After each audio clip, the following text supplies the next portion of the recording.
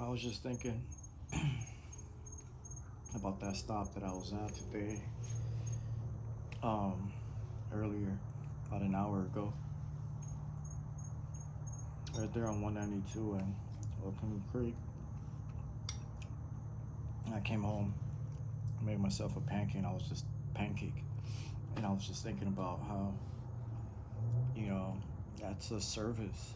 It's not a disservice. It's a service that auditors are doing, whether they're doing it for money or not. They're still putting their life on the line to preserve our rights and to make sure that the police don't get out of control on the person they have stopped. So, there's people with YouTube channels like now, excuse me, this pancake is so good.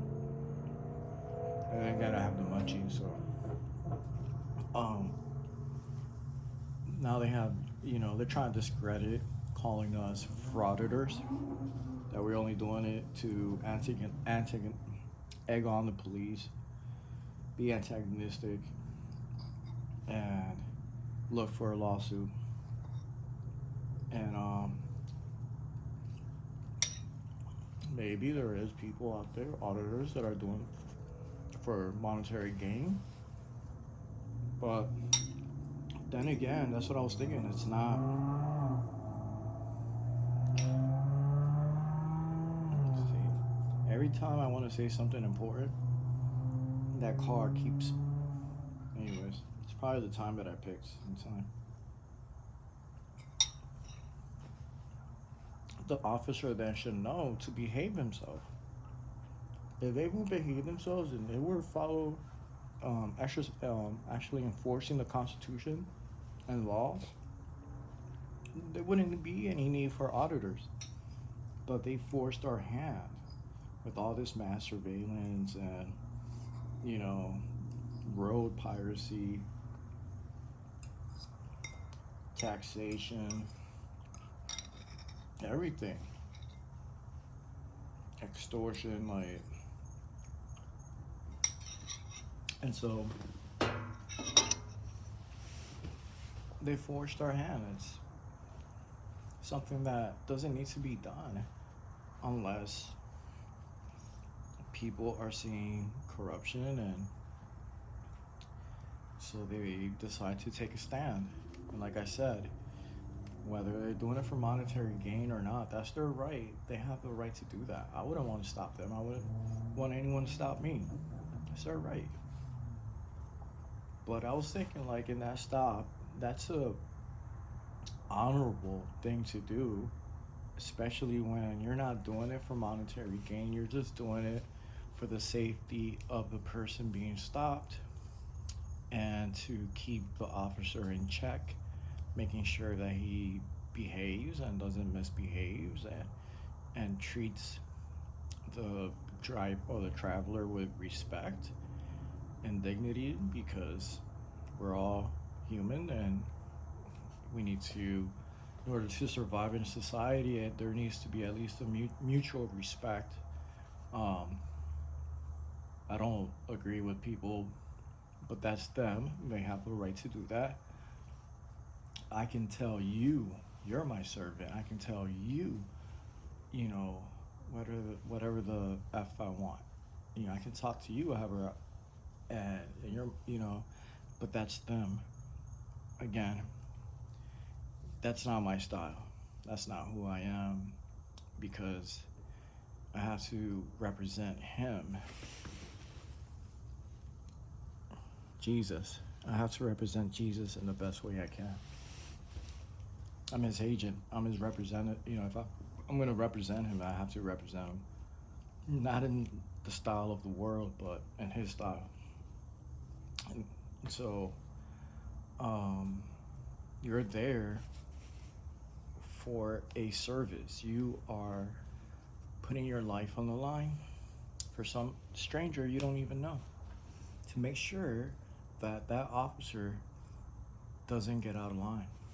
And your presence says a lot, and especially when the officer knows that he's being recorded, probably being recorded from different angles, and he doesn't even know.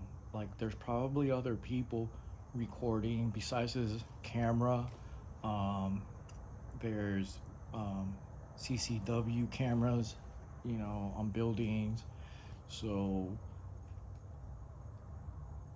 we live in an era where they're beginning to post before times, which is before the pandemic, to take caution and think twice. Like, wait a minute, it's not worth it. Let me just clock in and clock out. Because, you know, they pressure them too. The city pressures them to collect and to set up, these. They used to have these a lot. Traffic stings where they dress up like Santa Claus or construction worker, but they're pointing the camera. That's entrapment. Um, they used to have those a lot here, like DUI checkpoints, all of that. And yeah, I believe those are illegal. That's entrapment, and they would, I think, receive a bonus. However, tickets you um, generously gave out, um, your Christmas bonus would be big, So it's a racketeering, it's a sham, it's a Ponzi scheme of a job. It's not an actual profession. It's just you doing the dirty work, for the city officials, commissioner, mayor, council members, things like that. And for yourself too, because then you look for ways to um, benefit yourself.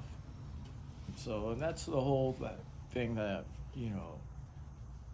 cops have the perk. Hey, I'm a cop. I can speed. I can drive drunk. Whatever. But that's been like it's going down. Like that's being taken down because there's cameras and there's a lot of cops now. They're like, you know what? Like I don't want to risk it. Like it's not worth it. And besides, like I don't want to like be a tyrant, like I don't want to be known as a tyrant. Like I don't want that to be my legacy, like I want to be honest and noble and and respectful and yeah, enforce the Constitution and making sure that I as an officer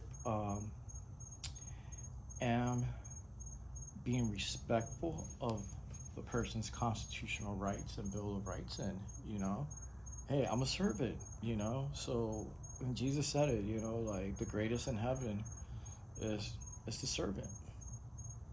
It's a servant. You can't be prideful in heaven. Pride does not exist in heaven. Only humility. In hell, pride exists. You'll be right next to Lucifer. So that's just my take. My. I'm not there to egg on the police officers or to get a confrontation from them or anything like that. They I'm there to um, pretty much let my presence be known. And so that way other citizens, like, what? Like, that takes courage. That takes guts to do what he's doing. He's taking a stand for our rights, to preserve our rights and to make sure the safety of the person being stopped is, you know, he feels safe. Like there's someone recording, so I know this officer's not gonna get out of hand and take my life tonight, because it's all gonna be recorded. And then what's gonna happen? That officer's gonna get fired.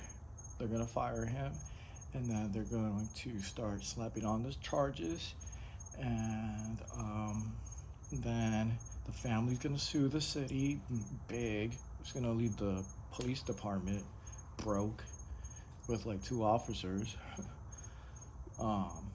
and manning the jails pretty much, and that's it. Like at that, like I don't even think they will be able to afford anything. Like once they get sued, for millions for wrongful death, like they're a liability. Like that's why in order for me to be a police officer, like I have to be squeaky clean. I will have to be very careful.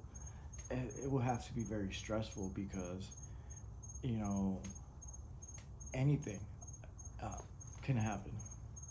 That qualified immunity is beginning to that's um, fade away, and so now you're gonna have officers resigning because like wait a minute, like if I'm not gonna be covered, like then I don't want to do this job because I can lose everything, my life. Like I can go to prison, you know, like it's that. So that's why I encourage everyone to pull out the camera, cell phone. Um, if you're around a traffic stop, record. You don't have to approach the car that close if you don't feel comfortable. Yeah, I wouldn't recommend you either approaching a police vehicle during a traffic stop. Probably try to keep your 6 to 10 feet distance, so that way the cop you don't um, build tension on the police officer that there's another person nearby, and they're always like paranoid. So you trying to like just be there for filming purposes, investigative purposes. You're reporting on a stop, and you're doing you make it educational. You educate the public. I don't want to educate the public to antagonize a police officer, to taunt a police officer, to misinform the public. We have Google now. People can look up stuff, whatever questions. But I know the basics at least. I know to stay on the sidewalk, public property, not private, because private, then, now you have to deal with the owner of that private property. They're usually going to side with the cops. So you're screwed. So it's just best to play it safe, you know, choose your battles wisely. It's like a chess game. It's all about the wits. It's not about taking off or, take off that badge and gun. I'll beat you up. Like, what are you going to get out? Okay, you beat them up, and then what? And then what? What do you gain out of that? Like, what do you get out of that? Like, beating somebody up, like, does that make you a bigger man? Does that make you tougher? Does that make you more powerful over that person? No. Because that guy can get back up, pick up his gun, and shoot you and kill you. So now you just got killed by a punk, a coward, who needs a gun, who uses a gun instead of his fist. So now so it's all about the wits, being smarter, being clever. Jesus said it. Be as calm as a dove, but cunning as a serpent. Serpents, like, especially like those vipers, they're very, very cunning, very alert, smart. I was told in the desert, someone who lives in the desert, that when you walk the desert, be very careful where you step. Not only where you step, but if you spot a rattlesnake, maybe to your left and to your right ahead of you, don't rush to turn around and run, or to the side, to your left or to your right. Just pause and look around you, because they may be one behind you and set you up like that. Like, and then you turn around, or you start to back up, and then boom, like there's one behind you. You just ran into a nest, and they're around. Like, they're either in a nest. Oh man, this was over in Borrego Springs, and this guy told me that some guy wanted to, a hiker wanted to climb these mountains, or go through these mountains, and it's just very dangerous. There's a lot of viper pits and rattlesnakes and whatever. sidewinders, and yeah, like he lost his grip, and he fell into a pit filled with rattlesnakes, and oh man, that's just gotta suck. So yeah, just make sure you have like um, some people wear shorts. I wouldn't wear shorts. I would wear like calf high like boots, even though they can launch themselves and strike you um in the thigh. So that's why it's always good to wear like baggy, like not really super baggy, but like not tight clothes either. But those fangs are going straight in anyways. If you're fortunate enough, um, it didn't pierce through the pants or whatever. You got some good pants, protective pants. Watch where your hand reaches and touches. Um, when you're climbing, you don't want to, start climbing and then reach over with your hand and then boom, like your hand gets bit. So, yeah.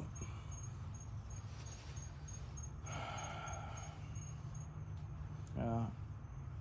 It's a service. And then one thing that, I thought about, like the Lord said that like there's no greater love than to give your life for a stranger. Like you can do it for a family member, for a friend, but like for a complete stranger, there is no greater love to put your life on the line to make sure that someone is safe during a traffic stop and they're not gonna get harassed or nothing bad is gonna happen. Like if the incident that happened in San Antonio with that kid that supposedly, allegedly, he had ran from the cops. He got away in his car, and then the cop was called to a McDonald's or something like that, and he spotted the car, and then he just went over and just, opened the door and told the kid to get out, and the kid had a cheeseburger, and so the kid then, instead of placing the cheeseburger in his mouth and putting it in reverse. I'm just playing. I shouldn't even make fun of this because that kid, I don't even know what happened to him. Like last time I knew, uh, I heard that he was still like in critical condition. But I was gonna say, like, if it were me, like I would have, like, I'm not condoning you do this, but like if it were me, I would have put the cheeseburger in my mouth and closed the door and put it on reverse and let's get out of here, um. But then again, if I was a teenager, that would have been me as a teenager doing that. Now, if I did that, I wouldn't do that. See, like, I would just let the officer go ahead. You know, I'm just know that I'm gonna sue the shit out of you and I'm gonna have your badge. Go ahead and let your ego control you. Let your ego be your destruction of yourself, self-destruction. That's what the ego is. Sooner or later, self-destruction. And so, imagine if there were people recording, like the officer, once he got there, and that officer knew that there was people recording and nearby. Do you think that officer would have um, done what he did by opening the door and rushing in and just rushing to wrath? I don't think so. I think his attitude would have been different. Like, wait a minute, like there's people recording me. Like, I better like call for backup and park my car behind this guy and play it safe, right? And that's the whole purpose of auditing. It's so that their attitude, their behavior is kept in mind. It's kept in order. They're not out there just like, just being free, like doing whatever I want to anyone who isn't a cop. No. Because if we can't do it, if we don't act like that, why should you? What gives you the right to act like that? That's just my take. I don't know what you guys think. Let me know your opinion. Um, Drop your comment on this topic we're talking about, which is very important. And that's all I had to say. This is Silent X signing out.